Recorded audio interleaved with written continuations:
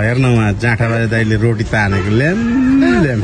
दामी आन्दो रहेछ होइन कसलाई जाँडा बाजे भने जेठा बाजे अहिले के अरे यो दिदी चाहिँ अलिकति कन्डिसनमा के अरे घुमाउने है जतिखेर पनि त्यो स्वागतमा जाँडा बाजे के को घन्टाको जाँडा बाजे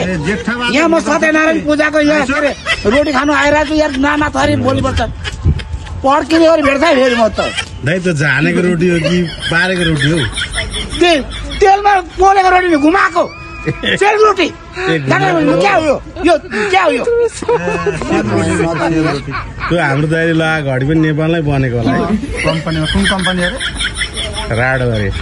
होइन राडो होइन अर्कै हो के कम्पनी हो भन्दै हुनुहुन्छ दाजु राडो हो घाँडो हो बेकार कुरा नगरेको